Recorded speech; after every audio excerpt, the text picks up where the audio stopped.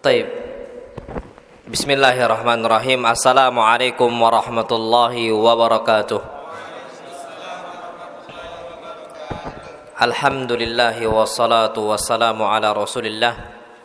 Hayyakumullah wa bayyakum wa saddadanillahu wa iyyakum alal khairi wal huda mahayina wa as'aluhu bimannihi wa karamihi ay yaj'alani wa iyyakum min ahlil ilmi wal qur'ani tadabbura wa fikha.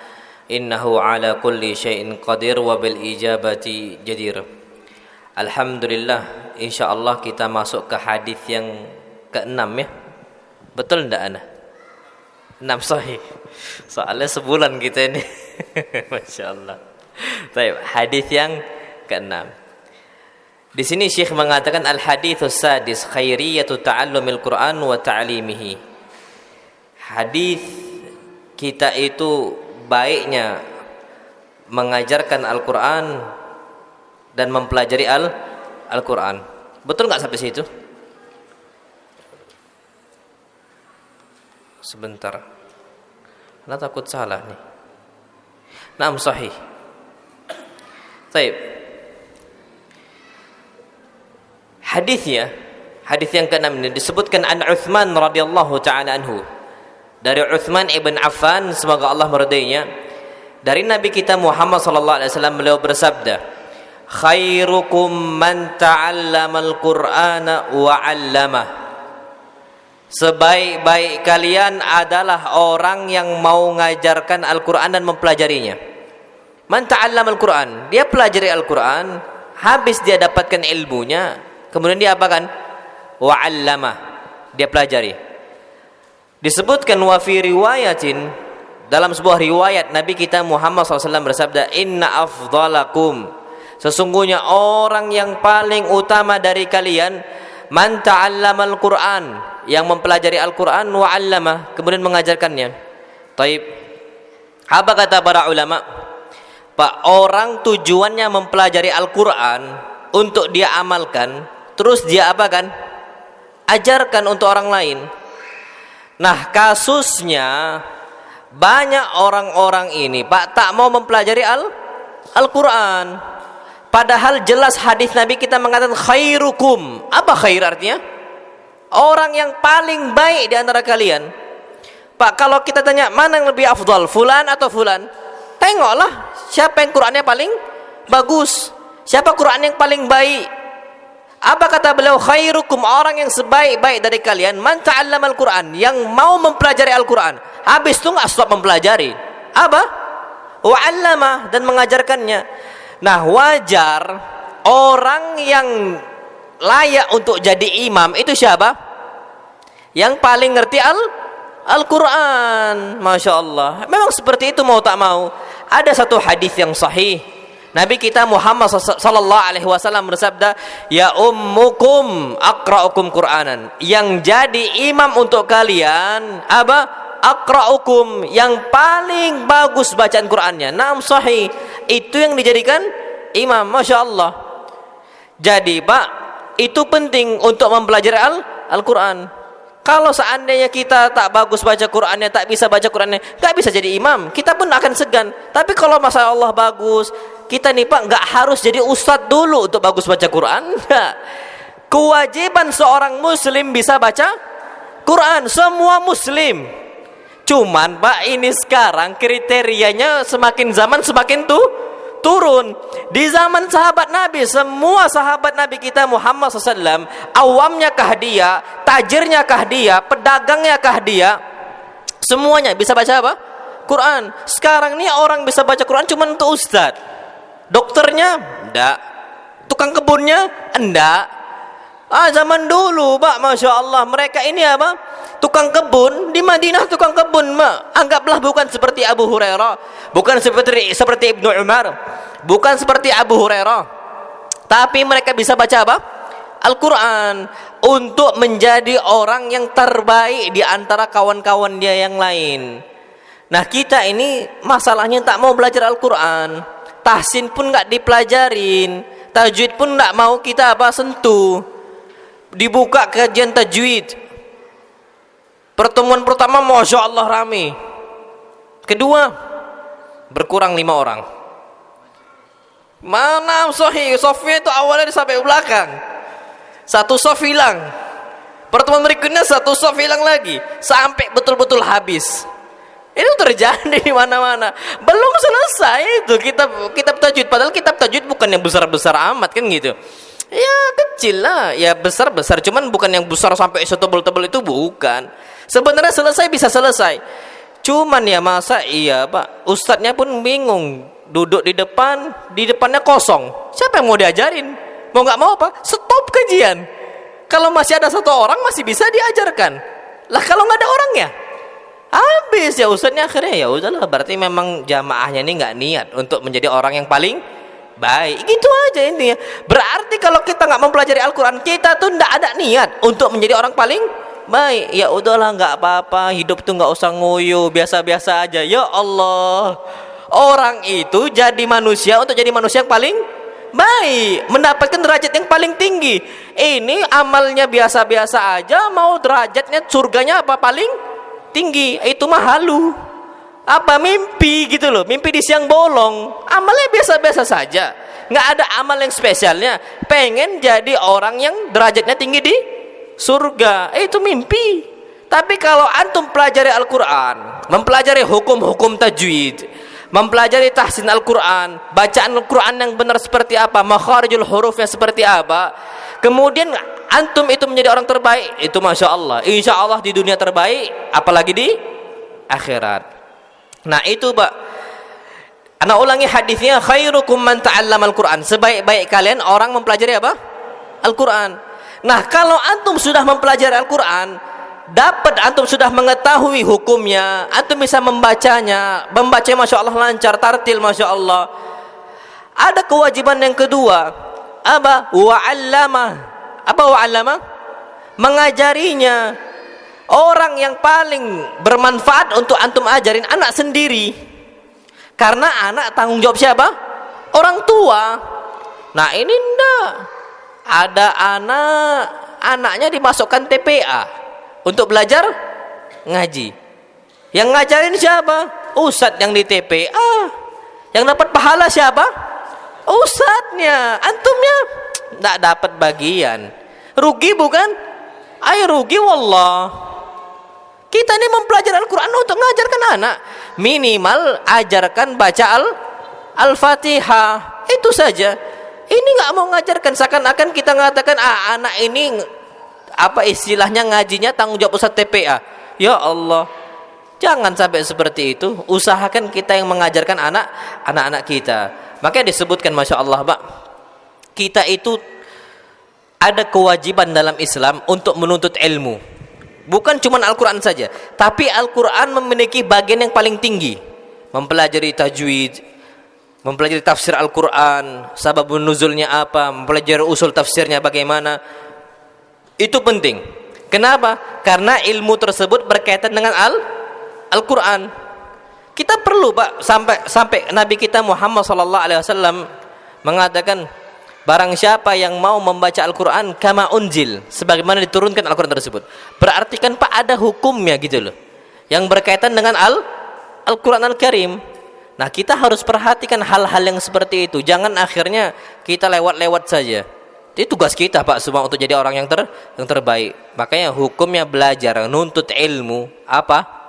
Wajib. Hukumnya wajib. Bukan fardu kifayah, ikhwan itu aja yang berangkat, anak nanti aja. Kan wajibnya nggak wajib aini, bukan fardu ain kata dia. Hukumnya bukan fardu kifayah, tapi apa?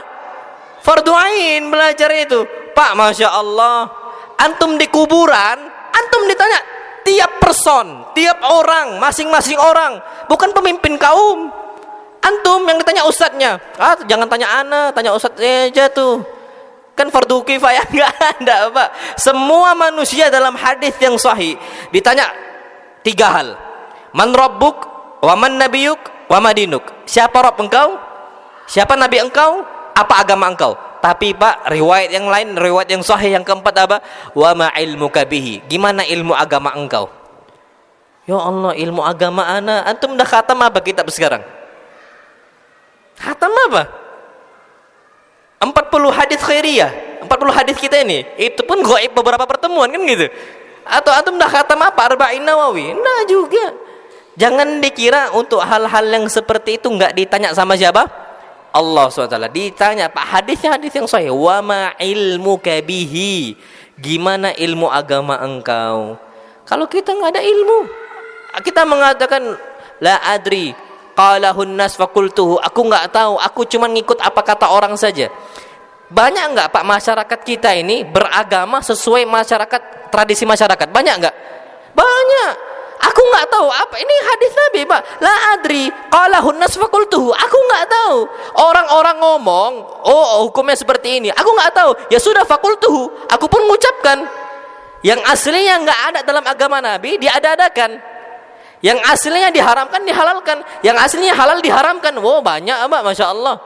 Kenapa? Karena mengikuti mayoritas, tidak dipelajarin hadis Nabi kita Muhammad sallallahu alaihi wasallam. Jadi yang namanya belajar, nuntut ilmu, hukumnya fardu ainin atau fardun aini gitu loh. Kewajiban yang dia itu secara person semua orang wajib. Wallahu a'lam bissawab. Jadi Pak, usahakan kita ini menjadi orang penuntut ilmu dan yang mengajarkannya. Nah, Mbak, antum ada bagian di situ. Kita bisa mengajarkan istri, kita bisa mengajarkan anak. Ad-dalu 'alal khairi kafa'ilih. Orang yang menunjukkan kepada jalan kebenaran akan mendapatkan pahala orang mengerjakannya. Antum Pak, cuman bagian nge-share kajian saja. Yang dakwah siapa? Ustaz. Yang ngisi kajian siapa? Ustaz. Antum cuman bagian nge-share saja. Tiba-tiba ada orang dapat hidayah, semakin kuat agama dia gara-gara ngikuti kajian. Yang ngisi kajian ustadznya, dia itu membekas di hati dia nasihat ustadznya, tapi dia datang sebabnya gara-gara share kajian antum yang antum bagikan untuk orang, info kajian yang antum bagikan.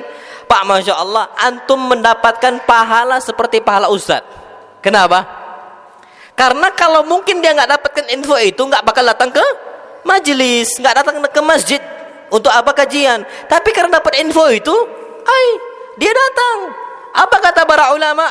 Ustaz dapat pahala, antum yang menyebarkan dapat pahala ustaz tanpa mengurangi apa? Ustaz tersebut. Ya, itu Pak, semua hal kita itu usahakan menjadi bagian orang yang menyebarkan ilmu, yang mengajarkan agama, hatta Al-Qur'an Al-Karim, hatta Al-Qur'an Al-Karim. Ya gampangnya Pak, seperti kamera seperti ini dan sebagainya. Ya cuman duduk saja. Sampai ada salah satu ikhwan mengatakan, Ustaz, ana ini enggak punya ilmu. Ana ini enggak tahu tentang tafsir secara perincian dalam masalah ilmu agama. Hadis-hadis ana enggak hafal, Quran ana juga enggak hafal, tapi ana bisa cuman untuk ngontrol kamera, ana cuman bisa untuk ngolah video, ana juga bisa untuk mempublishnya. Apa kata dia? Apakah ana dapat pahala antum? Antum dapat pahalanya tanpa mengurangi pahala ana. Itu hadis Nabi kita Muhammad sallallahu alaihi wasallam, man sanna fil islami sunnatan hasanah. Siapa saja yang ngajak orang lain untuk melakukan sunnah kebiasaan yang baik dalam agama Islam yang diajarkan oleh Nabi kita Muhammad sallallahu alaihi wasallam, falahu ajruha, maka dia mendapatkan pahala kebaikan tersebut, wa ajru man amila biha, dan pahala orang yang mengerjakannya gara-gara antum yang bawa dia. Min ghairi an yanqusu min ujurihim syai'a, tanpa antum mengurangi pahala mereka semua. Ya jadi Pak, kita mau enggak mau usahakan menjadi orang talibul ilm, orang penuntut ilmu, dan orang yang mengajarkan kepada kebaikan. Anak ulangi Pak, mengajarkan kebaikan tidak terikat cuman untuk ustaz. Antum kepala rumah tangga ini Pak, antum muallim semuanya, antum yang mengajarkan, dan tugasnya seorang suami, seorang kepala rumah tangga ngajarkan apa? Yang ada pada tanggung jawab dia, anak dan istri. Ditanya semuanya Pak, antum wajib mengajarkannya. Ibnu Umar, Masya Allah, mengatakan semua pada hari kiamat Pak ditanya pada hari kiamat, gara-gara hadis Nabi, kullukum ra'in wa kullukum mas'ulun an ra'iyati. Setiap kalian itu pemimpin, dan setiap kalian itu akan ditanyakan tentang rakyatnya atau bawahannya. Apa kata Ibnu Umar? Semua manusia akan ditanya, madza adzabtahu? Apa yang udah engkau ajarkan untuk keluarga engkau? Madza adzabtahu? Apa yang udah kita ajarkan? Berarti Pak, ada tugas kita untuk mengajarkan orang lain. Tapi yang pertama yang harus kita ajarkan adalah anak dan istri. Makanya pentingnya kita belajar. Kalau kita nggak belajar, mungkin nggak kita ngajarkan orang? Kita nggak belajar nih, mungkin nggak kita ngajarkan orang? Mustahil. Kenapa? Faqidu syai' la yu'ti. Orang yang nggak punya sesuatu nggak bisa ngasih. Orang tak punya uang, mungkin nggak ngasih orang lain uang? Nggak mungkin. Orang miskin nih, nggak ada harta, mungkin nggak dia ngasih harta? Nggak mungkin. Orang nggak ada ilmu, mungkin nggak dia kasih ilmu? Nggak mungkin. Tugasnya berarti ngapain? Belajar. Lah toh juga Nabi kita Muhammad SAW sebelum mendakwahkan, belajar nggak sama Jibril? Belajar dulu sama Jibril. Tiap Ramadan Nabi itu hafal Al-Quran, tapi masih ngulang-ngulangin apa? Hafalan Quran, murojaah sama Jibril. Sampai Nabi kita Muhammad SAW seorang Rasul masih belajar, masih ngulang-ngulangi. Maka di sini kita harus penting untuk apa? Semangat belajar. Nah, wallahu alam bissawab. Taib. Masuk ke hadis yang ketujuh. Khairiyatul infaq fi sabilillah. Amal yang paling mulia tentang masalah infak, kebaikan infak fi sabilillah, di jalan Allah. Kebaikan mengeluarkan harta di jalan Allah Subhanahu wa taala. Baik. Hadisnya disebutkan dalam hadis yang sahih dari Abu Hurairah radhiyallahu taala anhu, bahwasanya Rasul kita Muhammad sallallahu alaihi wasallam bersabda, "Man anfaqa zawjaini fi sabilillah nudiya fil jannah." Siapa saja yang dia itu mensedekahkan zaujain. Apa zaujain? Dua pasang, bukan dua istri. Apa? Dua pasang. Dua pasang apa? Disebutkan ba'iran atau farasan, dua kuda ataupun dua onta. Barang siapa yang mengeluarkan dua onta, menginfakkan dua onta ataupun dua kuda fi sabilillah, di jalan Allah Subhanahu wa taala, tujuannya untuk Allah, mempelajari agama Allah atau berjihad di jalan Allah Subhanahu wa taala, nudiya fil jannah, dia akan dipanggil pada hari kiamat di surga. Nanti dipanggil, apa kata para malaikat? Ya Abdullah, hadza khairun. Wahai hamba Allah, ini nih baik ini. Apa yang dikatakan? Faman kana min ahli shalah, siapa saja yang dia termasuk rajin salat, du'iya min babis shalah, dia akan dipanggil untuk masuk surga dari pintu apa? Salat. Jadi ada Pak, surga itu punya berapa pintu? 8 pintu. 8 pintu. Salah satunya apa? Pintu salat. Wa man kana min ahlil jihad, dan kalau dia termasuk orang yang rajin berjihad, du'iya min babil jihad, dia akan dipanggil dari pintu apa? Jihad. Wa man kana min ahli sadaqah, dan barang siapa yang dia itu termasuk rajin sedekah, nudiya min babis sadaqah, dia akan dipanggil dari pintu apa? Sedekah. Wa man kana min ahli siyam, dan barang siapa yang dia termasuk rajin puasa, du'iya min babir rayyan, dia dipanggil dari pintu apa? Ar-Rayyan. Pak, Masya Allah, apa kata para ulama? Hadis Nabi kita Muhammad SAW kita ulangin, man anfaqa zawjaini fi sabilillah, siapa saja yang mengeluarkan dua onta ataupun dua kuda di jalan Allah Subhanahu wa taala untuk jihad, atau untuk jalan ilmu, maka apa kata Nabi kita Muhammad sallallahu alaihi wasallam? Dia akan dipanggil pada hari kiamat di surga. Maksudnya termasuk penduduk apa? Surga. Hadza khair, ini baik, ini perbuatannya baik, orangnya juga apa? Baik. Itu Pak keistimewaan yang didapatkan. Apa kata para ulama? Fi sabilillah ini umum. Umum dia, bukan cuman khusus untuk jihad. Apa kata Imam Nawawi rahimahullah? Disebutkan Pak dalam kitab beliau, yang maksud sabilillah itu alal umum. Umum dia, bentuk semua hal yang fi wujuhil khair, dari semua segi kebaikan, maka itu dihitung fi sabilillah.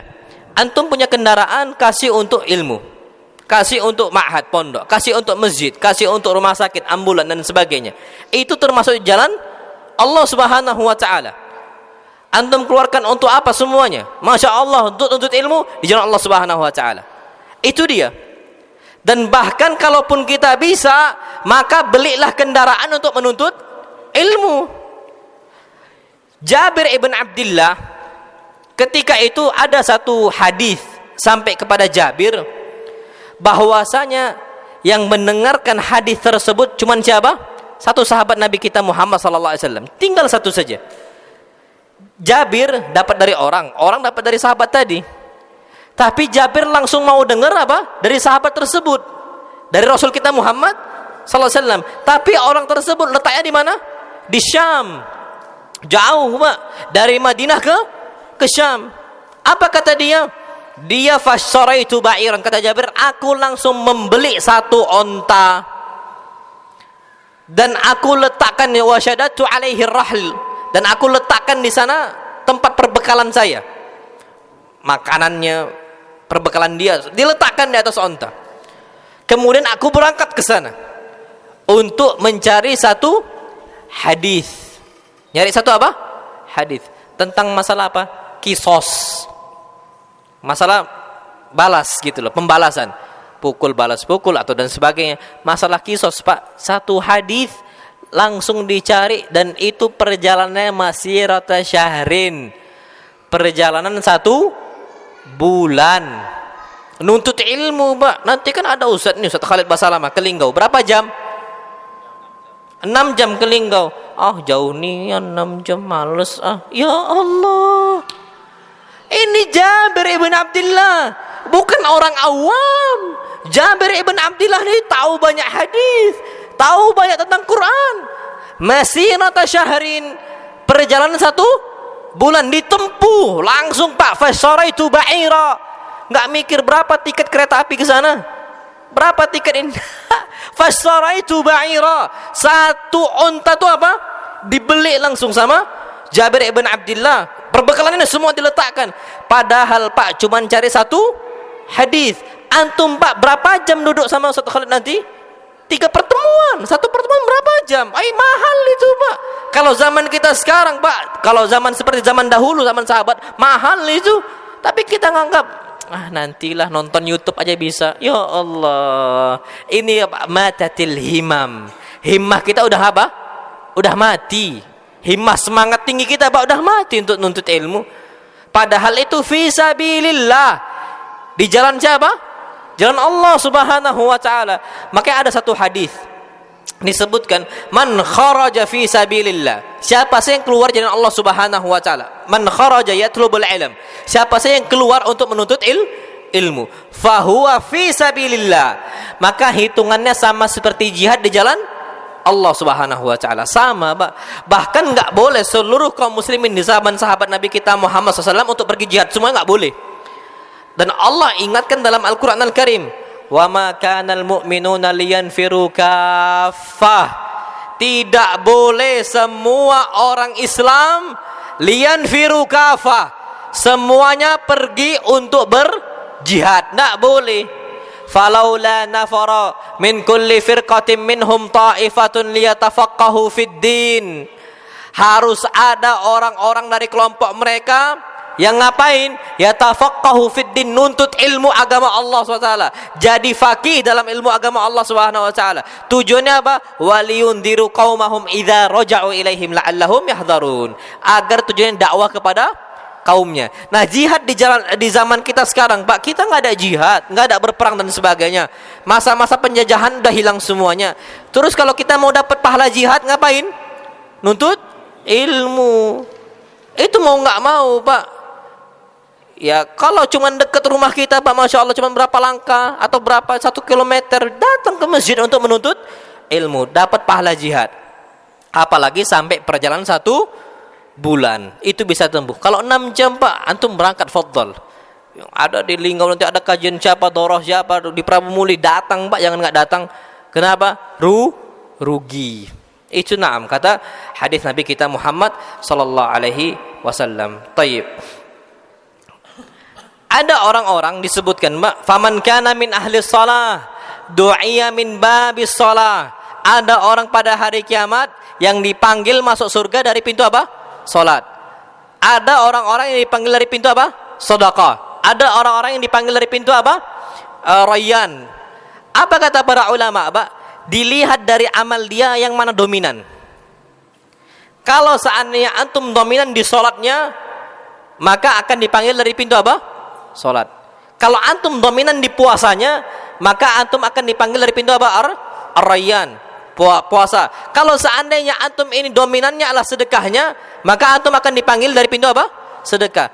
Apa kata para ulama, Pak? Jadilah kita ini orang yang bisa untuk khusus gitu loh. Jadi orang yang bisa untuk mengamalkan satu hal yang kita itu bisa menjadi ahlinya. Kalau bisa ada satu yang identik di diri kita. Contoh antum tuh mampunya apa? Kalau ana, Pak, kalau puasa tuh lemah. Ana kalau puasa sunnah gitu ya, dirutinkan puasa Daud dan sebagainya, ana bakal capek untuk ngajar. Ana bakal lelah siang hari, bakal ngantuk. Enggak fokus untuk ngajar. Karena ana harus minum kopi, harus minum madu dan sebagainya. Ana paham itu. Dan antum harus kenal diri kita sendiri. Disebutkan oleh Allah Subhanahu wa taala dalam Al-Qur'an Karim, balil insanu ala nafsihi basira. Setiap orang itu mengetahui tentang jiwa dia masing-masing. Antum tuh kuatnya di mana? Nah, kalau ana, Pak, kuatnya di begadang. Kuatnya di menuntut ilmu, kuatnya dibaca. Antum jadilah orang apa? Menuntut ilmu. Kalau antum rajinnya puasa, antum jadilah orang yang rajin puasa. Kalau antum rajin sholatnya, Pak, jaga sholat dia, sholat antum. Jadi kata para ulama, usahakan, Pak, kita ini jadilah spesialis, jangan jadi generalis. Jadi apa? Spesialis.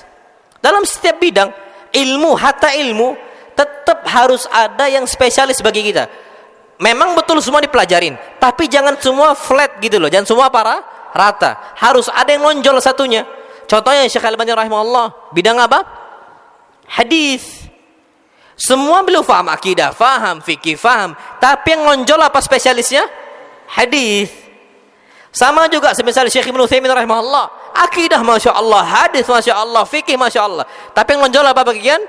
Fikih. Syekh Muhammad Al-Amin Asy-Syinkiti rahimahullah, fikih masya Allah, hadisnya masya Allah, akidah masya Allah, tapi ada yang paling nonjol apa? Tafsir. Kitab beliau Adwaul Bayan terkenal. Nah, kita nih, Pak, jadilah spesialis, jangan jadi generalis. Dokter lah anggap. Antum mau jadi dokter umum atau dokter spesialis? Hah? Spesialis atau umum? Spesialis lah. Antum bakal nuntut ilmu jadi apa? Jadi orang yang spesialis gitu. Ana sendiri, Pak, ana condongnya kemana? Ke fikih. Walaupun kita tafsir bisa, akidah bisa, hadis bisa, tapi ada kecondongan ana ke fikih gitu loh. Maka apa? Ana akan serius di bidang fikih.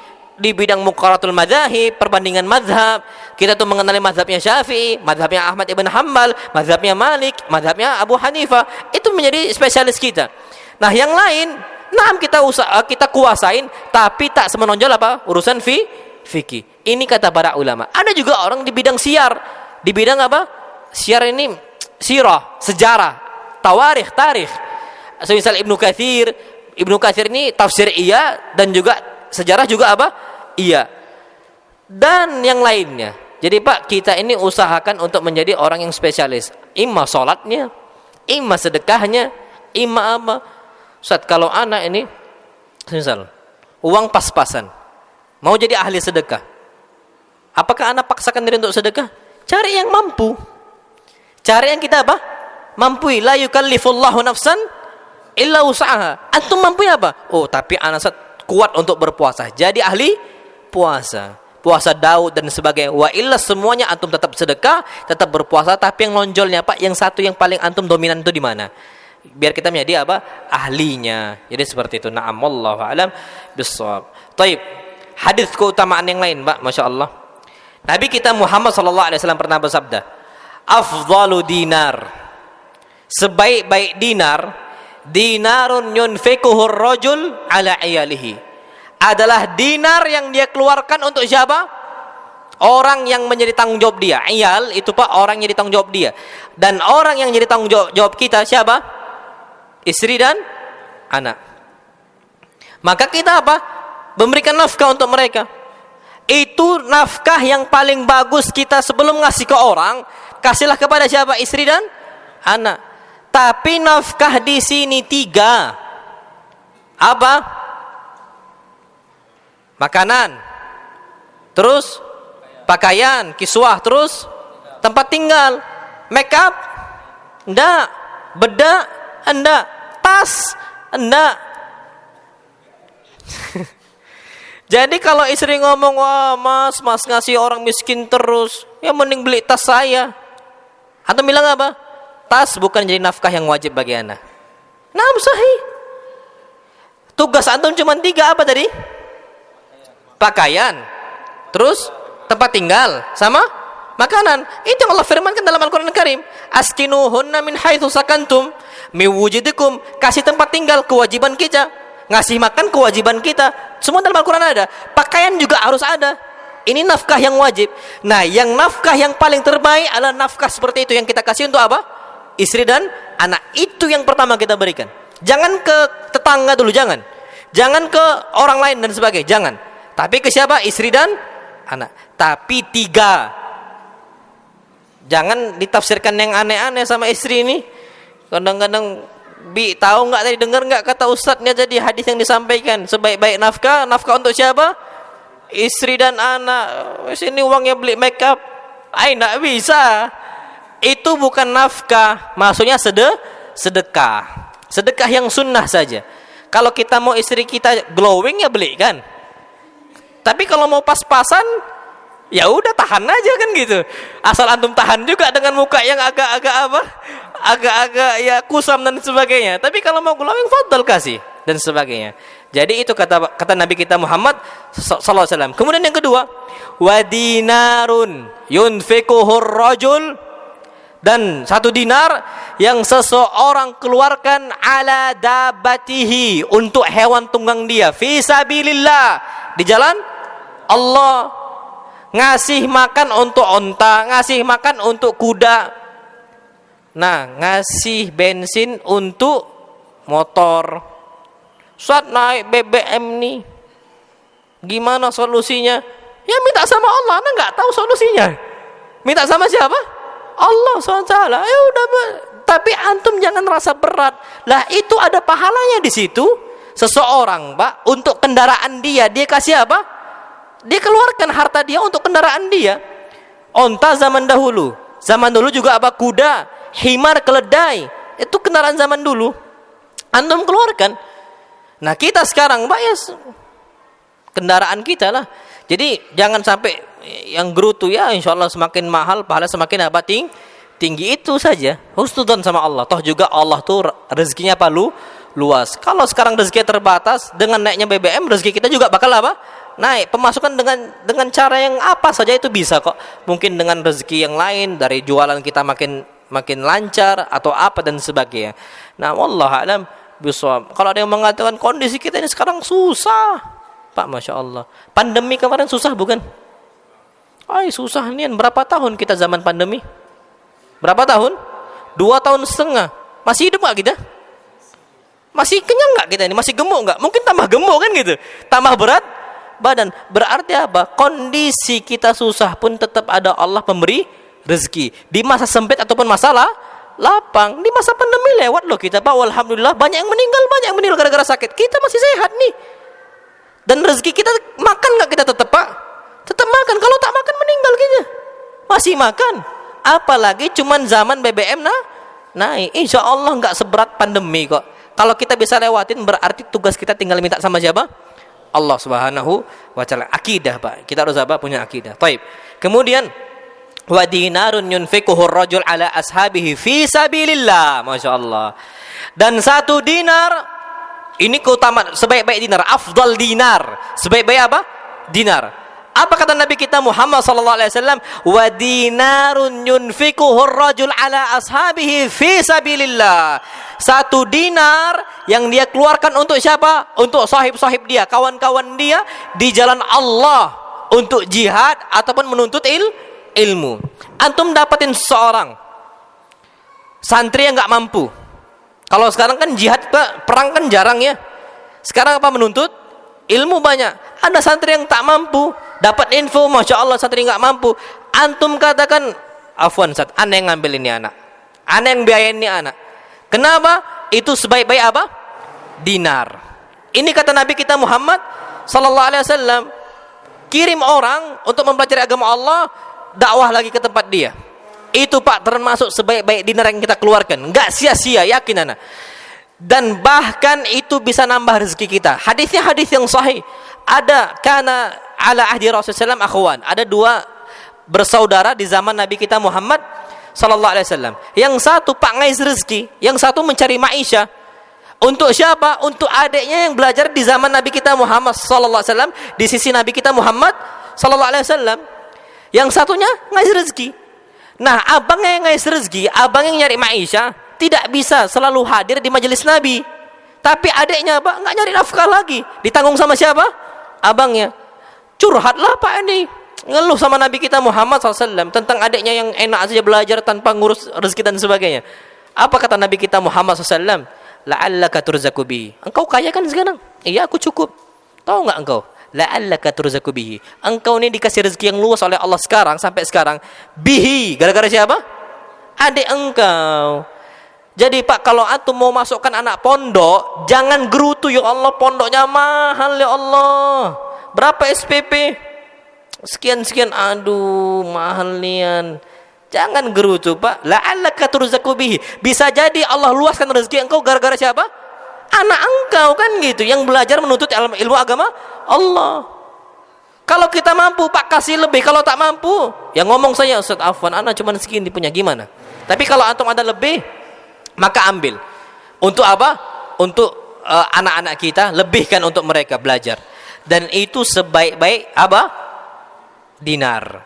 Kalau untuk orang saja sebaik-baik dinar, apalagi untuk anak sendiri. Jadi jangan hitung-hitungan Pak nyekolahkan anak kita ke pondok. Apalagi ya kalau pondok mau murah Pak, pondok anak masih murah sekarang. Sekalian promosi ya, ya. Masya Allah. Pondok Al-Islam anak-anak bukan promosi dunia nih, promosi akhirat. Karena kami nggak nyari dunia di situ. Pondok kami itu Pak 7 juta masih masuk.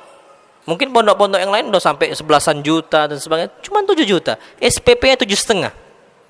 750.000 kalau nggak salah anak. Dan belum naik sampai sekarang dari awal tahun. Untuk tahun depan pun nggak naik. Kalau antum mau fadhal masukkan ke kami. Dan itu Pak, Masya Allah, sebaik-baik dinar yang antum berikan untuk siapa?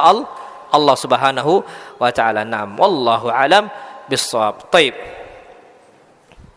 Ini jamnya bahaya nih gini. Kenapa? Mati jamnya. Masya Allah. Naam, taib. Ini yang nyala ya. Naam, taib. Kita masuk ke hadis yang ke-8. Khairiyatu sadaqah an dhahri ghina. Nah, ini penting Pak, Masya Allah. Amal sedekah yang terbaik itu Pak, an dhahri ghina. Kita sedekah masih kaya, kita sedekah masih mampu. Bukan sedekah habis langsung miskin. Ngerti nggak Pak sampai sini? Khairiyatu sadaqah an dhahri ghina. Kita sedekah ketika kaya dan masih kaya.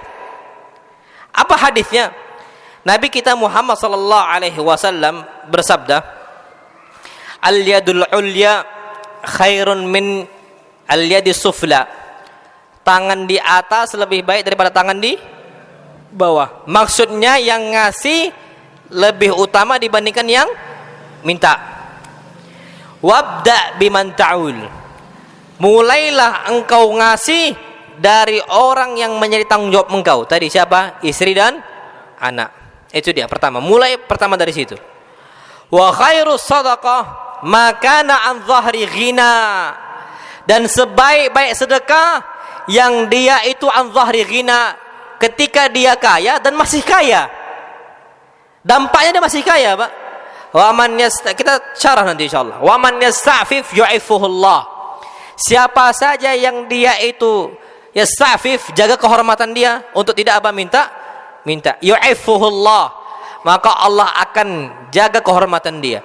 Wa man yastaghni yughnihillah. Dan barang siapa yang merasa cukup, maka Allah jadikan hati dia juga merasa apa? Cukup. Na'am, wallahu alam bissawab. Taib. Perhatikan Pak di sini.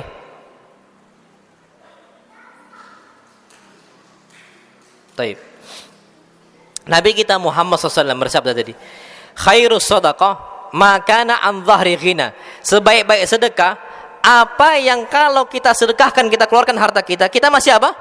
Kaya. Kita sedang kaya kita keluarkan, dan ketika habis keluarkan kita masih apa?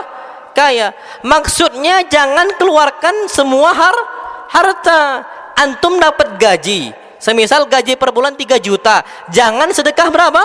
3 juta. Pak, Masya Allah, kalau orang Jawa ngomongnya modar kan gitu. Mati nggak tahu lagi kemana. Ini Pak, mau nggak mau itu sebaik sedekah. Apa kata Syekh ini? Afdalus sadaqah ma baqiya sahibuha mustaghniyan bima baqiya ma'ah. Sebaik-baik sedekah adalah kalau dikeluarkan hartanya dia masih apa? Mustaghniyan, masih cukup gitu loh. Berarti Pak, kalau seandainya masih cukup harus ada yang disisakan. Nah, ini makanya ada salah satu, ya katanya Ustadz kondang katanya. Apa? Keluarkan semua harta kalau sedekah. Dengar nggak antum? Kalau sedekah itu jangan hitung-hitungan, nolkan, injak kan gitu. Nolkan. Pak Nabi sendiri ngomong apa? Wa khairus sadaqah wa afdhalus sadaqah. Sebaik-baik sedekah apa? Maka an dhahri ghina. Yang kita itu habis keluarkan masih kaya. Pak, kalau 3 juta habis dinolkan, miskin atau kaya? Miskin. Dan ini bukan sunnah Nabi kita Muhammad sallallahu alaihi wasallam. Imam Nawawi rahimahullah mengatakan, boleh nggak kita keluarkan harta kita semua untuk sedekah? Boleh dengan syarat apa? Pertama, apa kata beliau? Liman la daina alaih. Pertama syaratnya nggak ada hutang. Kalau banyak hutangnya apa? Wakeh tenan. Jangan apa?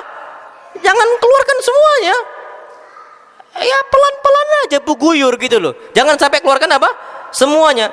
Itu pun hukumnya sunnah, nggak wajib. Yang kedua Pak, Masya Allah, wala lahu ayyala yasbirun. Syarat yang kedua, istri dan anaknya harus sabar. Sabar miskin. Istri kita gerutu nggak Pak kalau kita keluarkan sedekah semuanya? Gerutu. Sedikit gerutu, kenapa Mas keluar? Itu cuma sedikit. Apalagi? Semua. Ini kata Imam Nawawi. Harus sabar anak dan istrinya. Itu sebaik-baik sedekah. Kalau mau antum keluarkan semua, ya silakan. Tapi syaratnya apa? Nggak ada hutang. Yang kedua, anak dan istri harus sabar. Ibu-ibu sabar enggak? Ya wallahu alam bisawab. Kalau anak yakin enggak sabar kan gitu. Yakin mungkin mi'ah fil mi'ah bisa 100% gitu loh. Kadang-kadang ngajak istri kita gerutu kalau kita sedekah dan sebagainya. Kalau seandainya Pak, dia punya 2 syarat ini, fadhal. Tapi kalau dia nggak ada 2 syarat ini Pak, hukumnya justru dibenci dalam Islam. Nggak boleh mengeluarkan apa harta semua untuk sedekah. Makanya orang yang Allah cintain ibadur rahman dalam Al-Quran Karim, Allah sebutkan apa ayatnya? Wa ibadur rahman, dan hamba-hamba Allah SWT yang Allah sebutkan dalam Al-Quran Karim apa? Wa idza anfaku lam yusrifu wa lam yaqturu wa kana baina dzalika qawama. Orang-orang yang Allah cintain itu kalau mengeluarkan harta sedekah lam yusrifu, enggak berlebihan, wa lam yaqturu, dan enggak bakhil, wa kana baina dzalika qawama, tapi tengah. Anak ambil contoh, antum harta sekarang 100.000, maksimal yang antum keluarkan berarti berapa? 50.000. Tengah-tengah, nggak boleh berlebihan. Antum habiskan 100.000 pada uang antum cuma 100.000, zalim bukan? Zalim untuk diri kita sendiri dan juga untuk anak dan istri. Tapi tengah-tengah, wa kana baina dzalika qawama. Apa kata Qatadah? Al-Imam Qatadah rahimahullah mengatakan, khairul umuri awsatuha. Sebaik-baik perkara itu yang tengah, yang nggak berlebihan dan sebagainya, tengah-tengah saja. Apa kata beliau? Wal hasanatu baina sayyi'atain. Dan sebaik-baik perkara adalah kebaikan di antara 2 keburukan. Qatadah ditanya, mal hasanah baina sayyi'atain? Apa kebaikan di antara 2 keburukan? Apa kata Qatadah? Firman Allah, wa idza anfaqu lam yusrifu wa lam yaqturu wa kana baina dzalika qawama. Kalau mereka itu mengeluarkan infak, mengeluarkan sedekah, lam yusrifu, enggak berlebihan, berarti berlebihan keburukan, dan tidak bakhil. Bakhil berarti apa? Buruk. Tapi apa? Tengah. Dan Pak, Masya Allah, Nabi kita Muhammad SAW pernah mengucapkan kepada Sa'ad ibn Abi Waqqas ketika itu hendak meninggal ceritanya. Ketika itu Sa'ad ibn Abi Waqqas merasa kayaknya ini gak lama lagi bakal meninggal. Apa kata Sa'id bin Abi Waqqas? Ya Rasulullah, usi bimali kullihi. Gimana kalau aku wasiatkan hartaku, aku berikan selain keluargaku, semuanya. Keluargaku nggak dapat. Apa kata Rasul? La, tidak boleh. Ditanya lagi, ya Rasulullah fasyatar, gimana kalau setengahnya? Apa kata Rasul? La, nggak boleh. Ketiga, fathuluth ya Rasulullah, gimana kalau sepertiga? Apa kata beliau? Ats-tsuluts wa tsulutsu katsir. Iya, sepertiga boleh, tapi sepertiga itu udah hitungan banyak. Berarti apa kata Nabi? Usahakan sedekah ngasih orang sepertiga. Gaji 3 juta Pak per bulan, berarti kita sedekahkan berapa? 1 juta. Nah, 1 juta ini Pak kita pecah. Kalau seandainya 1 bulan ada 30 hari, berarti kita bersedekah setiap hari berapa?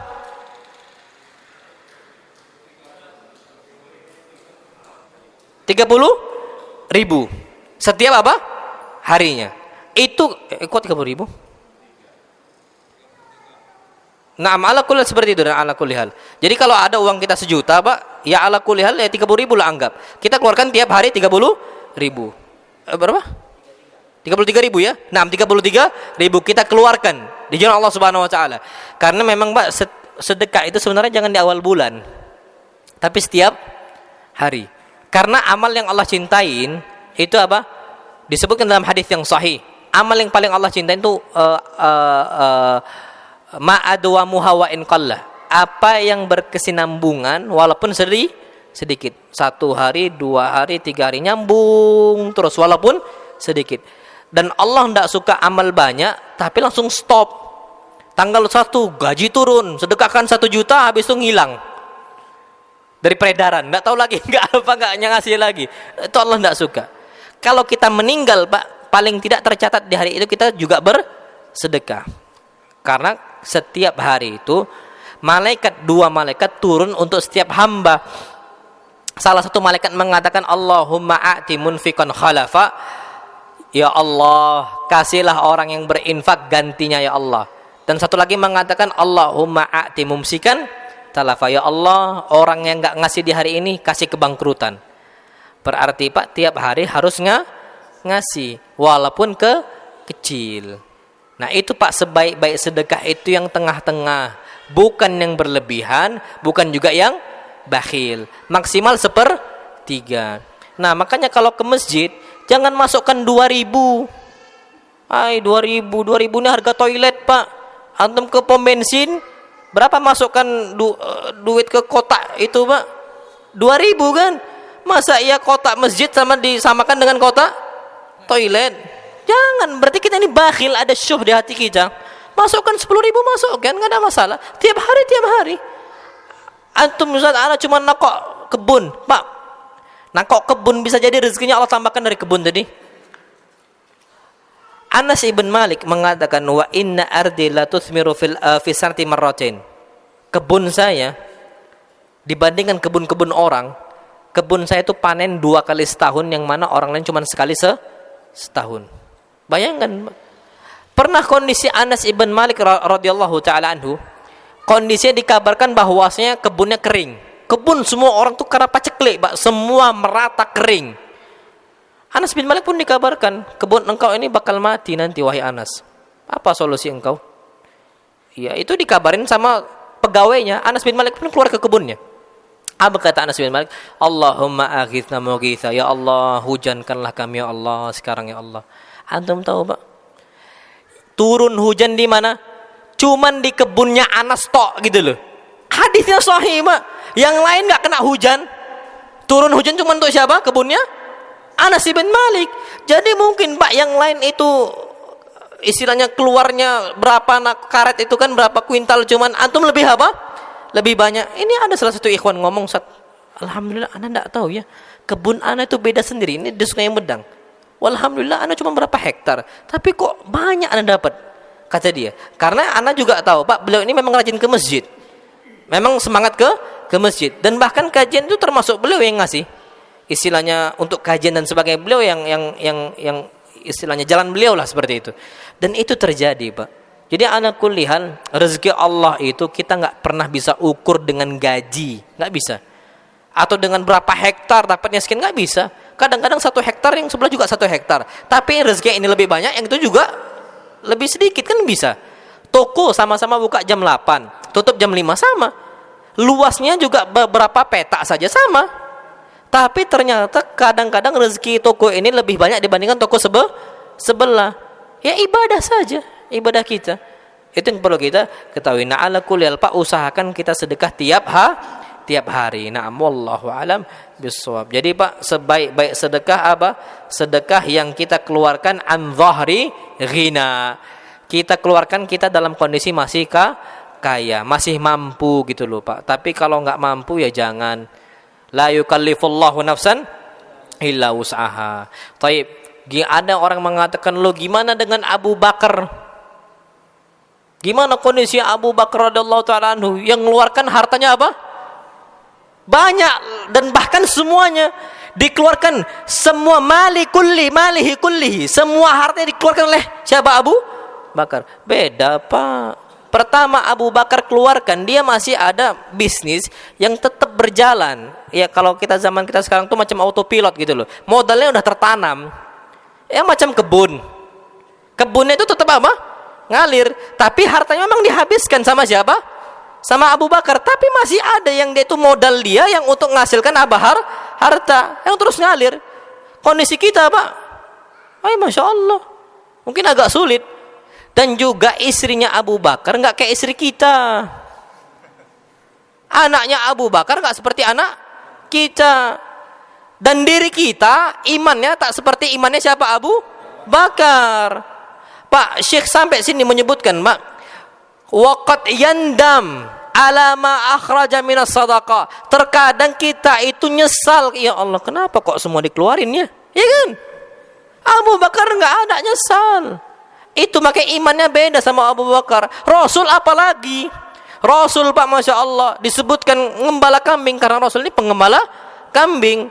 Ra'il ghanam, ma min nabiyyin bu'its illa wara'al ghanam. Tidaklah satupun nabi diutus oleh Allah kecuali apa? Mengembala kambing. Nabi Pak banyak kambingnya, bainal jabalain. Satu wadi Pak, satu lembah itu punya Nabi kita Muhammad sallallahu alaihi wasallam. Tiba-tiba ada orang kafir, pemimpin kaum, zaim kaum, mengatakannya Muhammad, wahai Muhammad, aku butuh kambing. Apa kata dia? Engkau butuh sekarang? Nah, butuh. Ambillah semua kalau butuh. Semuanya? Iya semua. Dibawa apa semua kambing Nabi kita Muhammad sallallahu alaihi wasallam. Nyampe rumah Pak, nyampe kampungnya, apa kata ketua kaum tadi? Ya qaumi aslimu, wahai kaum masuk Islamlah kalian semuanya. Kaum saya masuk Islam kalian semua. Kenapa? Fa inna Muhammadan a'ta wa la yakhshal faqa. Karena Nabi kita Muhammad SAW itu selalu memberi dan tidak takut miskin. Pak, ana punya 11 kambing. Antum minta sama ana? Jangan dulu, akhi. Kan gitu. Ustaz, satu aja yang kecil, Ustaz, enggak apa-apa. Ya ana bakal ngomong, belilah kalau mau. Kan gitu. Tapi Nabi enggak Pak, ini orang kafir yang minta. Nabi tahu untuk ta'liful qulub, untuk melembutkan hati. Makanya mu'allafa qulubuhum, yang hati mereka ini bakal dilembutkan oleh Nabi kita Muhammad sallallahu alaihi wasallam. Ambillah semua. Diambil Pak semua. Nabi enggak takut miskin.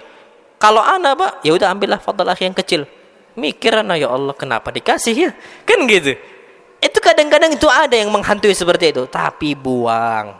Jangan kita hiraukan. Jangan sampai kita bersedekah takut miskin. Tapi kondisi kita tak seperti kondisi Abu Bakar. Enggak seperti kondisi Nabi kita Muhammad sallallahu alaihi wasallam. Terus gimana solusinya? Paling maksimal 1/3. Itulah. 1/3 insyaallah udah bagus kok, Pak. 1/3 itu udah ideal insyaallah. Sudah ideal. Dari apapun kita kasih. Untuk apa? Untuk orang lain. Na'am, wallahu alam bissawab. Baik. Kemudian hadis yang ke-9, insyaallah hadis yang terakhir sebelum kita buka tanya jawab.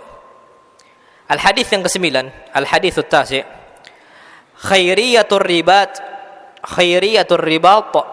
wal ghudwah war rauha fi sabilillah. Amal yang paling baik adalah ribat. Apa ribat?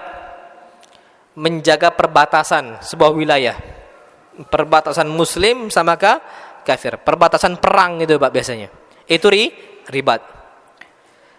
Dan al-ghudwah, berangkat pagi untuk jihad dan pulang dari jihad. Itu amal yang paling baik. Apa hadisnya? Dari Anas bin Malik radhiyallahu taala anhu, Rasul kita Muhammad sallallahu alaihi wasallam bersabda, la ghadwatun fi sabilillah aw rauhatun khairun minad dunya wa ma fiha. Engkau berangkat untuk jihad di jalan Allah. Ini bebas Pak ya, umum. Jihad ataupun menuntut ilmu. La ghadwatun fi sabilillah. Engkau berangkat di jalan Allah Subhanahu wa taala, baik menuntut ilmu ataupun apa? Berjihad di jalan Allah. Au rauha, atau pulangnya, khairun minad dunya wa ma fiha. Khair, lebih baik dari dunia dan seisinya. Jadi Pak, antum sekarang kesini nuntut ilmu dan anak kesini untuk membagikan ilmu, itu yang kita kerjakan amal yang paling yang baik, khair, yang paling baik Pak. Sampai dunia dan seisinya apakah kalah. Maksudnya Pak, kalau ada orang yang dia itu tinggalkan kajian, tinggalkan menuntut ilmu dengan alasan nyari rizki, nyari dunia, salah dia. Padahal nuntut ilmu dia berangkat lebih baik daripada dunia dan seisinya. Salah Pak. Ada momen-momen tertentu kita nyari rezeki di hari yang luas, hari yang banyak, sedangkan nuntut ilmu kita ditolak nih Pak, cuman sebulan sekali. Ay sayang. Khairun minad dunya wa ma fiha, lebih baik daripada dunia dan seisinya. Nanti dulu dunia itu sebulan sekali juga, cuma sebulan sekali. Kecuali tiap hari oke lah. Ini sebulan sekali. Sayang momen kalau ditinggalkan. Kalau ada yang meninggalkan, nanti Anda masih kerja dulu, nyari ya masih dodo sawit atau nakok karet dan sebagainya. Nanti dulu. Karena yang kita pentingkan apa? Nuntut ilmu. Itu lebih baik daripada dunia dan seisinya. Nah, baik, perhatikan Pak di sini. Disebutkan dalam riwayat yang lain, ribatu yaumin. Nah, ini ribat. Apa ribat? Menjaga apa? Perbatasan. Ribatu yaumin fi sabilillah. Ribat kita menjaga perbatasan di jalan Allah Subhanahu wa taala, khairun, lebih baik daripada dunia dan sisinya. Karena enggak gampang Pak perbatasan itu. Wilayah perbatasan itu yang paling berat. Ada kawan ana Pak, Masya Allah, kuliah di Saudi itu di Najran. Najran itu Pak perbatasan antara Yaman, jadi selatannya Saudi, antara Yaman dengan Saudi. Ketika itu Pak sedang masa-masa konflik, dan dekat daerah konflik, daerah apa? Houthi. Ketika itu Syiah Houthi menghabiskan Ahlus Sunnah wal Jamaah. Terkenal waktu itu Pak. Dia tiap hari Pak, karena lokasi perbatasan, Masya Allah, dengar rudal tuh sering jedum. Dengar dia Pak. Dia ngomong, wih ngeri bawaannya. Padahal dia aman-aman. Apalagi yang jaga perbatasannya nian Pak, Masya Allah, itu bertarung itu sama nyawa. Makanya ribatu yaumin fi sabilillah, kita menjaga ribat di jalan Allah Subhanahu wa taala di wilayah perbatasan, khairun, itu lebih baik daripada dunia dan seisinya. Taib. Dalam riwayat yang lain disebutkan, kullu mayyitin yukhtamu ala amalihi illa ribatu fi sabilillah. Setiap amalan, setiap orang yang beramal, setiap mayit yang beramal, itu akan dikhatamkan, akan ditutup nyawanya sesuai perbuatan dia, illal murabit fi sabilillah, kecuali yang riba di jalan Allah. Dengan cara apa? Fa innahu yunma lahu amaluhu, dia ini dikembangkan terus amal-amal dia. Kalau orang Pak rajin sholat, ditutup dengan apa? Sholat. Tapi kalau orang mati gara-gara ribat di jalan Allah, sholatnya, sedekahnya, itu Pak digenapkan untuk dia, diputar-putar sama Allah Subhanahu wa taala, dikembangkan sama Allah sampai hari kiamat. Dari dia meninggal sampai hari kiamat. Dan aman wa yu'man fitnatal qabr, dan Allah kasih keamanan dari fitnah kubur. Tapi Pak itu berat. Masya Allah, berat Pak kalau untuk ribat di jalan Allah Subhanahu wa ta'ala. Masya Allah Pak, ada satu hadis Nabi kita Muhammad SAW ini tentang keutamaan di jalan Allah SWT, baik nuntut ilmu ataupun apa? Jihad. Nabi kita Muhammad SAW pernah bersabda, ainan la tamassuhuman nar, ada dua mata yang gak bakal disentuh oleh api neraka. Apa yang pertama? Ainun bakat min khasyatillah, mata yang nangis gara-gara takut dari siapa? Allah Subhanahu wa taala. Takut azab Allah, ngeri dengan hukuman Allah, takut dari ancaman Allah Subhanahu wa taala, itu maka apa? Mereka-mereka ini enggak bakal matanya disentuh api neraka. Yang kedua Pak, Masya Allah, ainun batat tahrusu fi sabilillah. Yang kedua, mata yang begadang gara-gara apa? Menjaga di jalan Allah. Pak, kita begadang jalan Allah SWT, berperang jalan Allah SWT, kita begadang, Masya Allah, pahalanya besar. Nuntut ilmu begadang pun Pak, pahalanya apa? Besar. Nah sekarang kita ini masa-masa begadang malam dihabiskan untuk apa? Untuk nonton bola. Kalau nonton bola Pak, Masya Allah, semua yang lain bisa apa? Tahan matanya. Nggak usah pakai kopi, nggak usah pakai kacang, tahan dia. Tapi nuntut ilmu, dengerin kajian, pakai kopi 2 cangkir pun nggak cukup. Matanya itu nggak bisa Pak, harus apa? Tetap nutup gitu loh. Sampai ada salah satu santri Pak, Masya Allah, suka tidur terus. Apa kata ustadznya? Kamu nih ustadz jahit matanya baru tahu. Saking kebawaannya apa? Tidur terus, bisa tidur itu loh Pak. Habis subuh tidur, pelajaran tidur, siangnya juga tidur, sore juga tidur terus bawaannya. Kalau habis sholat Pak, mata itu gini, berat matanya. Ya Allah, itu ada orang-orang seperti itu. Nah ini Pak berarti bahaya. Harus kita itu apa? Mata itu harus melek gitu loh. Buka mata itu. Sampai dulu pas kami di pondok ada satu kawan juga apa? Ya gelarnya itu Abu Naum. Apa Abu Naum? Bapaknya tidur. Tidur terus. Kalau antum kan ya Abu Umar atau Abu Khalid atau Abu Hamzah atau Abu Fulan. Ini Abu Naum. Kenapa suka tidur? Sampai ustadznya ngomong, belilah ini, beli apa? Tusuk gigi itu nah. Untuk apa tusuk gigi? Untuk itu ganjal mata antum katanya. Allah. Nah, tukang tidur gitu loh. Ini Pak, kita harus bisa jadi orang yang begadang jalan Allah. Ini kalau nonton sinetron betah lama. Tapi kalau kajian nguap terus bawaannya. Kenapa? Karena memang diganggu oleh syaitan. Kalau nonton TV Pak, syaitannya senang udah. Tapi kalau seandainya belajar, ngantuk, doa dulu. Apa doanya? Bismillahirrahmanirrahim amutu. Wah ya tidur antum, Masya Allah. Itu yang terjadi Pak. Makanya kita harus apa? Mata itu dijaga. Untuk apa? Serius di jalan Allah Subhanahu wa taala. Ada Pak, Masya Allah. Antum tahu Syekh bin Bas? Enggak punya mata Syekh bin Bas. Tapi begadang. Syekh bin Bas itu orang yang buta dari sejak umur masih belasan tahun. Buta mata beliau, rahimahullah. Tapi beliau Pak begadang malam untuk belajar. Antum tahu belajarnya pakai apa? Rekaman Pak. Jadi ada hadis. Kalau zaman dulu tuh Walkman, antum tahu ya? Walkman tuh Pak dipakai zaman dulu tuh Pak untuk pergi-pergi di bawah Walkman. Atau kalau tape, radio tape itu kan untuk di tempat. Kalau pergi-pergi pakai Walkman zaman dulu karena HP belum ada. Diputar terus Pak. Sampai sekarang di Madinah itu ada di Maktabah Masjid Nabawi. Orang rajin sekali Pak dengerin karena dia nggak bisa baca. Tapi dia belajar pakai apa?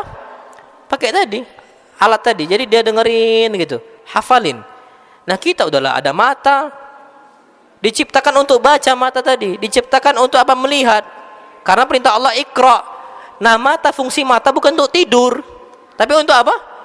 Untuk membaca. Iqra bismi rabbikal ladzi khalaq. Wallahu alam bisawab. Jadi banyak sekali Pak faedah kalau kita gunakan waktu kita dengan sebaik mungkin. Wallahu alam bisawab. Ini waktu kita udah jam 3. Fadhil kalau ada pertanyaan, insyaallah pertemuan berikutnya kita masuk ke hadis yang ke-10 insyaallah, ke-10 pada pertemuan berikutnya. Wallahu alam bisawab. Fadhil kalau ada pertanyaan silahkan.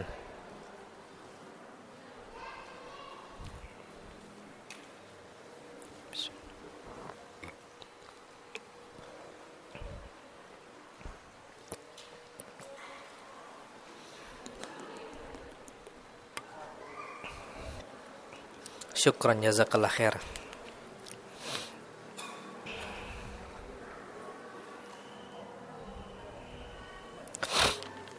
Apakah penyembelihan hewan akikah yang dilaksanakan di hari ke-7 umur sang bayi termasuk sunnah? Naam, sunnah. Karena disebutkan dalam hadis yang sahih.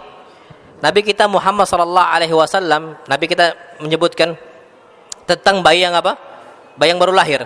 Apa kata beliau? Yuhlak, dicukur, wa yukhtatan, dan di khitan, wa yu'aqqa an nafsihi, dan dia itu dia akikahkan kapan? Li sab'ati ayyam, di hari yang ke-7. Oh, yang di bawah. Oh, di bawah ya. Maksudnya belum sampai hari ke-7. Apakah sunnah? Boleh, na'am boleh, tapi khilaful aula, menyelisih yang lebih afdal. Sah akikah dia. Boleh, tapi menyelisih yang lebih afdal, yang lebih utama. Contohnya, akikah di hari semisal antum belum pernah akikah, udah umur 40 tahun, boleh nggak akikah di umur 40 tahun? Boleh, tapi khilaful aula, menyelisih yang lebih afdal. Apa dalilnya? Anas bin Malik radhiyallahu taala anhu mengatakan dalam hadis yang sahih riwayat Imam Ahmad bin Hanbal, aqan Nabi sallallahu alaihi wasallam an nafsihi ba'da ma bu'itsa nabiyya. Nabi kita Muhammad sallallahu alaihi wasallam mengakikahkan diri beliau setelah diutus jadi nabi. Beliau diutus jadi nabi umur berapa? 40 tahun. Baru nabi ngapain? Akikah. Berarti boleh nggak? Boleh. Tapi yang utama waktu keberapa? Hari ke-7. Khitan juga sama, afdalnya hari ke-7. Tapi kalau antum baru masuk Islam, semisal baru masuk Islam di umur 40 tahun, ada kewajiban khitan atau nggak ada?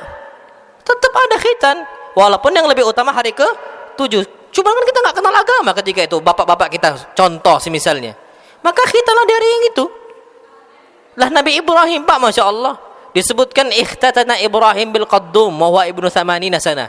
Nabi Ibrahim itu khitan umur 80 tahun. Pakai apa?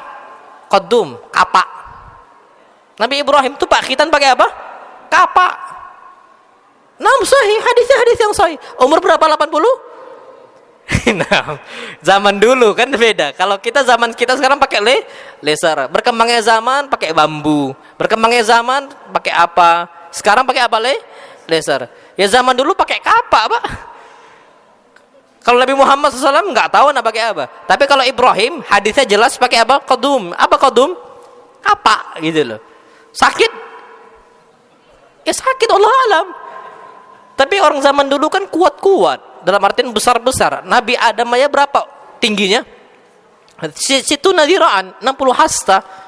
Ya mungkin bagi mereka seperti digunting saja gitu loh. Sakit tetap sakit, tapi seperti digunting. Nah, kalau zaman kita pakai kapak, Pak, nggak tahu masih nafas atau enggak kan gitu. Wah, ya alhamdulillah masih nafas, takutnya nggak nafas lagi, udah rahimahullah kan gitu. Nah, ya ala kulli hal, Pak, yang utamanya hari ke-7. Di bawah hari ke-7 nggak apa-apa. Tapi yang sunnahnya hari ke-7. Nah, Allah alam bisawab.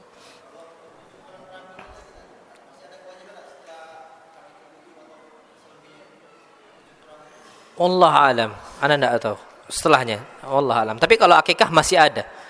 Kalau mencukur rambut apakah hilang? Allah alam, anda enggak tahu. Tolong penjelasannya, karena ana pernah dengar penjelasan ustadz yang lainnya, jika bayi lahir kemudian meninggal di bawah umur 7 hari tidak perlu diakikahi. Diakikahi. Di bawah hatta 7 tahun diakikahin. Apa hadisnya? Kullu mauludin marhunun bi aqiqatihi hatta yuqqa an nafsihi. Setiap yang dilahirkan. Nah, umur yang di bawah 7 hari lahir enggak dia? Lahir. Disebutkan maulud, berapapun hari dia. Kullu mauludin, yang penting pernah lahir. Yang penting dia lahir hidup, nafas dia. Yuqqa an nafsihi marhunun bi aqiqatihi. Dia tergadaikan dengan apa? Akikahnya, sampai dia diakikahi. Mau berapapun hari, kecuali masih dalam bentuk janin, guguran, enggak ada kewajiban untuk apa? Akikah. Nah, tapi kullu maulud, yang dia tuh lahir dan bernafas, tetap dia itu diakikahi. Namullah alam bisawab, itu yang lebih tepat. Hatta 7 hari atau di bawah pun 7 hari. Nah, seperti itu. Allah alam bisawab. Karena dia termasuk kategori maulud. Maulud itu apa? Yang dilahirkan. Nah, seperti itu. Wallahu alam bissawab. Fadhal, yang silahkan. Alhamdulillah. Kalau bacaan surat dalam sholat juga, bukan surat Al-Fatihah, itu banyak yang tidak pas dengan Tajwid. Bukan makhraj. Huruf. Salah bacaan umpama dalam sebutan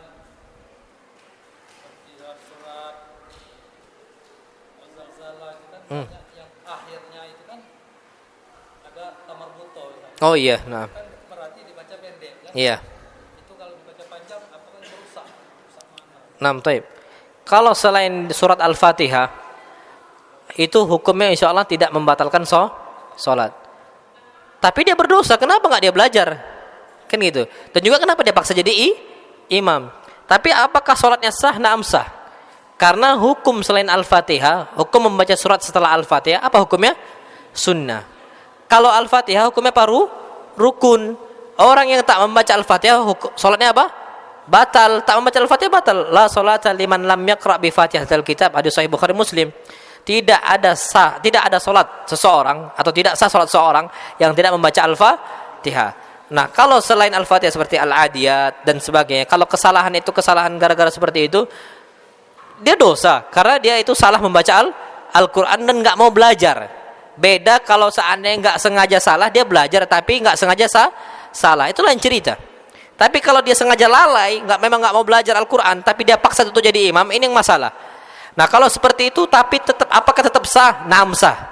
Karena hukum surat Al-Adiyat setelah Al-Fatihah hukumnya sunnah bukan wajib. Jadi seperti itu, Pak. Tapi apakah merubah makna? Ya merubah makna. Maka cari imam yang lebih utama, yang faham tentang bacaan Al-Qur'an. Naam, Allah a'lam bissawab. Fadhil akhi.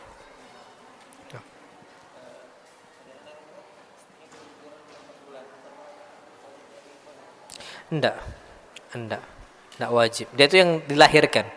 Kalau keguguran itu apa? Enggak wajib apa akikah. Naam, Allah a'lam bissawab. Fadhil yang lain. Nah, fadhil, Pak. Bagaimana dengan mengenai tabungan haji atau umroh? Arisan haji atau umroh? Nah. Arisan haji atau umroh kalau Anda enggak syaratkan semua arisan. Kenapa? Karena arisan itu hukumnya hutang. Hajilah kapan mampu. Karena perintah Allah apa? Rukun Islam pertama antuqimas shalah, menegakkan salat.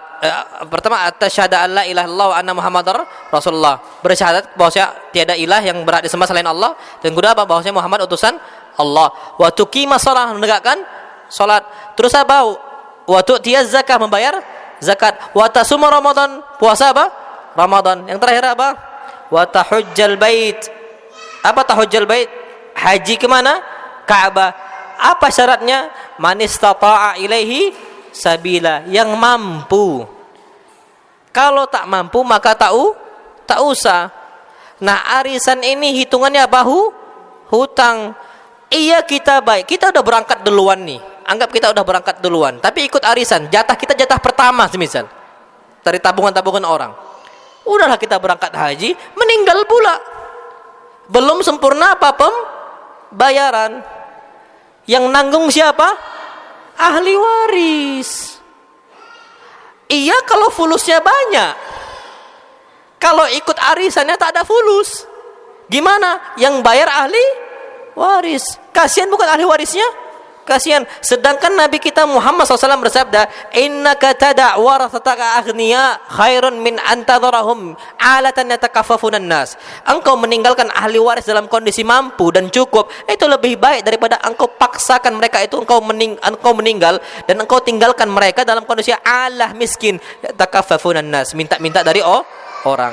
Maksudnya kita itu jangan bebankan urusan kita kepada ahli waris, apapun bentuknya. Makanya anak ibu-ibu tuh jangan suka arisan, karena itu hukumnya apa? Hutang. Sedangkan jelas loh hadis Nabi kita Muhammad SAW ketika itu dipanggil untuk sholat jenazah. Ketika Nabi SAW melangkahkan beberapa langkah mau sholat jenazah jadi imam, apa kata Nabi kita Muhammad SAW? La'alla ala sahibikum daina. Kayaknya kawan kalian ini masih ada hutangnya. Apa kata sahabat-sahabat yang lain? Naam ya Rasulullah. Ya wahai Rasul, ada dia hutangnya berapa? Dinaran, dua dinar. Apa kata beliau SAW? Sallu ala sahibikum. Kalianlah yang sholat, aku nggak mau sholatin dia. Ada apa? Hutang. Cuman berapa dinar? 2 dinar. 1 dinar itu 4 gram emas. 1 gram emas berapa? 1 juta, anggap 1 juta. Berarti 1 dinar berapa juta? 4 juta. 2 dinar berarti berapa juta? 8 juta. Nabi katakan 8 juta, sallu ala sahibikum. Kalian yang sholat, aku tak mau sholat. Aku nggak mau sholat orang ada hutangnya. Apa kata Abu Qatadah? Ya Rasulullah, huma alayya. Nah ini Abu Qatadah kasihan sama jenazah tadi. Apa kata Abu Qatadah? Ya Rasulullah, wahai Rasul kita Muhammad SAW, huma 2 dinar tadi aku yang lunasin. Apa kata Rasul? Baik kalau begitu aku sholatin. Disolatkanlah oleh Rasul kita Muhammad SAW. Karena kasihan Pak, ada Rasul tapi Rasul nggak mau sholatkan. Padahal sholatnya Rasul ini Pak, Masya Allah kan gitu. Kita berharap dari kebaikan Rasul kita Muhammad SAW, tiba-tiba nggak mau sholatin, kan bahaya. Akhirnya dibayarlah akhirnya ditanggunglah sama Abu Qatadah. Selang beberapa hari Pak, Abu Qatadah lupa bayar 2 dinar tadi. Apa kata Rasul kita Muhammad SAW di beberapa hari berikutnya? Rasul nanya, ya Abu Qatadah, ma sana'atid dinaran? Apa kondisi 2 dinar kemarin? Kata siapa? Rasul SAW. Apa kata Abu Qatadah? Naam ya Rasulullah, ya wahai Rasul, aku lupa, sekarang aku bayar. Pergilah Abu Qatadah bayar 2 dinar tadi. Balik lagi kepada Rasul kita Muhammad SAW. Apa kata beliau? Al-an baradat alaihi juluduhu. Sekaranglah wahai Abu Qatadah, kulit dia tuh baru adem, baru dingin kulitnya. Berarti sebelumnya apa? Panas, dibakar, diazab. Padahal cuman gara-gara berapa dinar? 2 dinar 8 juta. Haji berapa sekarang haji? Minimal 30 lah. 30 juta Pak. Yakin kita aman di kuburan? Makanya ada sebuah istilah, kaidah para ulama, taklifu ma la yutaq. Tidak boleh membebankan orang yang tak mampu. Maksudnya kita kalau nggak mampu, jangan bebankan diri kita untuk satu hal yang tak mampu. La yukallifullahu nafsan illa wus'aha. Berarti kalau kita nggak ada fulus, berarti kita tidak wajib apa? Haji. Jangan paksa untuk haji. Ngerti nggak Pak sampai sini? Itu kata para ulama. Karena kalau antum berhutang dan antum berangkat, ada hutang yang meninggal, kondisinya gimana? Antum harus siap ahli waris membayar. Itu masalahnya. Jadi kalau arisan apapun bentuknya, mau arisan apa, arisan itu dan sebagainya, nggak usah. Tenanglah, santailah. Kapan mampu maka fardol, kapan nggak mampu maka. Nah, terus haji gimana solusinya? Nabung diri sendiri. Nabung diri sendiri, nggak usah ikut arisan. Nggak usah ikut arisan, nabung diri sendiri. Kalau tak mampu juga, ya nabung di siapa? Di ustadz siapa kek? Ustadz tolong ya simpan harta anak. Ya udah khair. Kalau antum untuk apa dan sebagainya, disimpan, dijaga. Kalau antum ke istri takut habis sama istri. Kalau ke anak takut kenapa kan gitu. Biar aman aja anak ke ustadz lah. Antum datang ke ustadz, ke siapa dan sebagainya, antum titipkan di situ, antum catat dan sebagainya. Itu boleh. Dan enggak ada masalah sama sekali. Jadi kewajiban itu Pak, kalau yang ada kemampuan. Enggak ada kemampuan, man istata'a ilaihi sabila. Kalau enggak ada mampu, maka tak wajib haji. Jadi seperti itu. Kurban juga sama. Tapi setahu anak kalau kurban ini pelaksanaannya setelah terkumpul kan gitu ya. Cuman istilah saja sebenarnya arisan. Istilah saja. Asli nabung, bukan arisan. Nah, tapi kalau arisan yang dia itu dikeluarkan dulu, dimanfaatkan dulu baru dibayar, ini masalah. Itu istilahnya cuman nabung, bukan arisan. Kalau kurban setahu anak seperti itu. Na'am, wallahu alam bissawab. Fadhil yang lain silahkan. Adzan, na'am, fadhil adzan. Na'am, adzan. Fadhil adzan antum.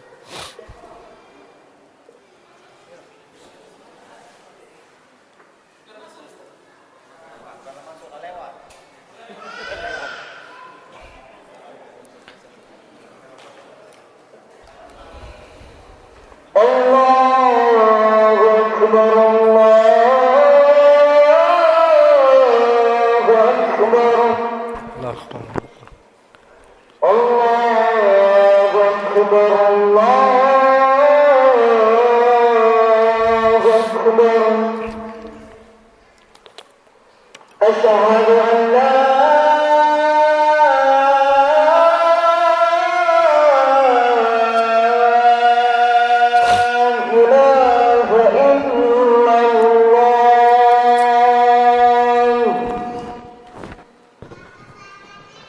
أشهد أن لا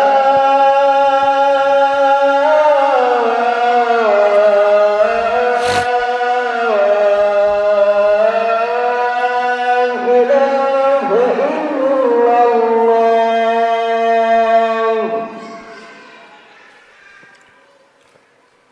أشهد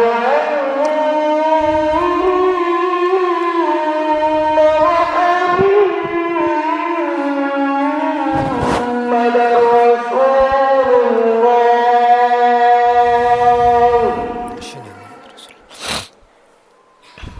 أشهد أن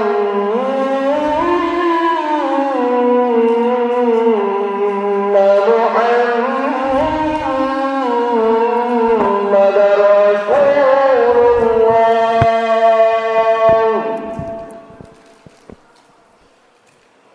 حي على حي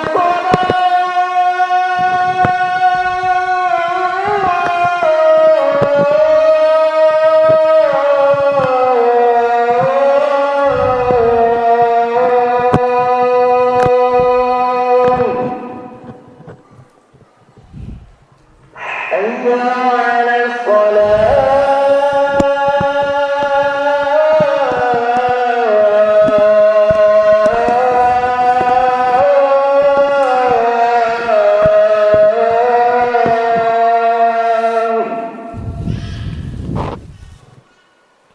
الله أكبر الله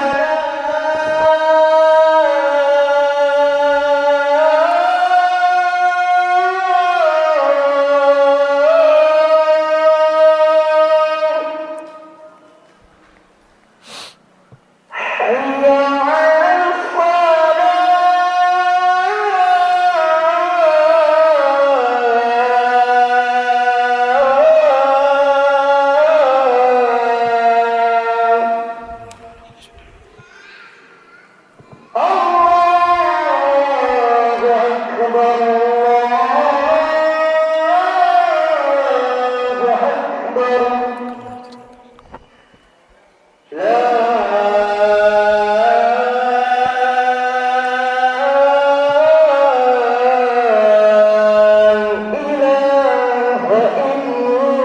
الله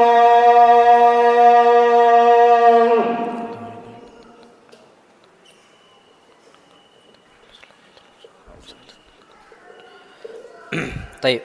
Fadal Pak, silakan.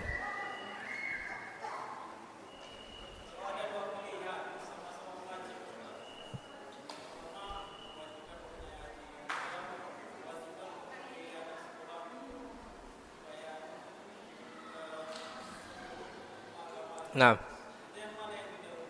Taib. Kalau ada dua kewajiban, di saat itu kita mampu untuk berhaji. Tapi di saat itu pula uang itu kita bakal gunakan untuk anak sekolah, untuk nuntut ilmu agama. Mana yang kita dahulukan? Yang dahulukan untuk anak kita nuntut ilmu. Kenapa? Karena haji ini kewajibannya berkaitan dengan siapa? Allah. Tapi menafkahin kewajiban kita kepada siapa? Anak. Maka kalau seandainya urusan dengan makhluk itu lebih didahulukan dibandingkan urusan kita dengan siapa? Allah. Anak ambil contoh yang lain. Antum ada hutang, wajib nggak bayar hutang? Wajib. Tapi di saat itu pula sebenarnya dengan uang tadi antum bisa haji. Jadi bisa haji juga bisa bayar hutang. Anggaplah hajinya itu 30 juta, hutangnya juga berapa? 30 juta.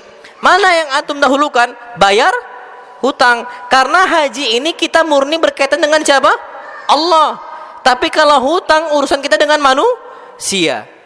Maka kata para ulama, urusan dengan manusia ini lebih diperhatikan. Memang penting. Makanya dosa, kalau dosa kita ini sama Allah, itu kita tinggal nyesal, an-nadama, kemudian al-iqla' aniz zambi, betul-betul terlepas dari dosa, kemudian al-azm, tekad nggak mengulanginya. Tapi, Masya Allah, kalau sama makhluk ada tambahan apa? Minta maaf, minta kehalalan karena urusan dengan manusia. Nah, di sini juga sama. Kalau seandainya bertentangan atau bertabrakan haji atau nafkahin anak untuk belajar, menuntut ilmu, maka jawabannya nafkahin anak untuk menuntut ilmu dahulu. Nah, seperti itu. Nah, wallahu alam bisawab. Mudah-mudahan dengan kita menafkahin anak kita, la'allaka turzaku bihi. Kita dikasih rezeki yang lebih bisa untuk haji. Insyaallah seperti itu. Nah, wallahu alam bisawab. Nah, wallahu alam. Fadhal yang lain silahkan. Nah, fadhal, Pak. Masalah?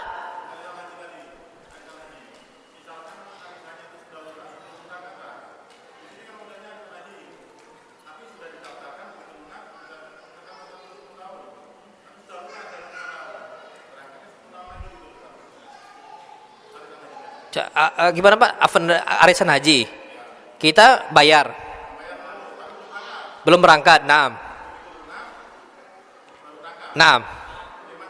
itu nabung boleh, itu tabungan haji, itu tabungan haji. Kalau arisan Pak, kita berangkat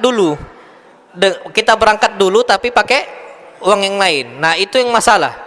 Tapi kalau seandainya berangkat hajinya itu setelah kita lunas, maksudnya setelah terkumpul semua, maka itu tabungan haji. Jadi seperti itu. Na'am, wallahu a'lam bishawab. Arisan ini tujuannya untuk mendapatkan pertama gitu loh. Sebenarnya orang seperti itu. Nah, ini yang bahaya. Karena jatuhnya hutang, bukan nabung. Hutang, sedangkan hutang dengan nabung berbeda dalam hukumnya dalam Islam. Jadi kalau hutang jangan, tapi kalau nabung fadhal, silahkan. Jadi seperti itu.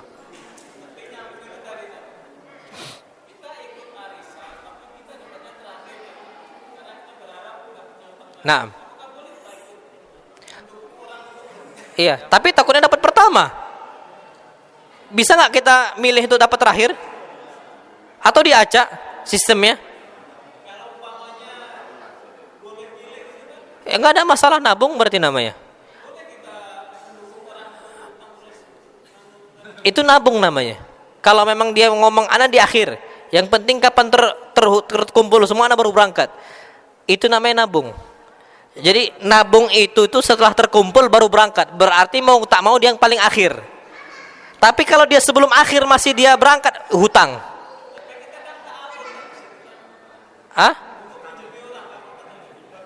Iya kalau sanggup. Kalau tak sanggup dia setelah itu kan ngasih pinjaman hutang kan. Kadang-kadang ada orang yang nggak sanggup untuk membayar setelah dia meninggal. Itu banyak. Itu wallah alam memang betul ta'awun. Tapi takutnya itu dia memaksakan sesuatu hal yang bukan kemampuan dia, tapi dia paksakan untuk apa? Dia kerjakan. Itu saja. Makanya kalau anak sih sarankan jangan. Kalau mau tabungan haji, bukan arisan haji. Tabungan haji itu lebih bagus. Nah, wallah alam. Kalau tabungan fadhal, silakan Pak. Waktu habis. Naam, thayyib. Waktu kita sudah habis, kurang lebihnya mohon maaf. Wa sallallahu ala nabiyina Muhammad. Subhanakallahumma wa bihamdika asyhadu an la ilaha illa anta astaghfiruka wa atubu ilaik. Assalamualaikum warahmatullahi wabarakatuh.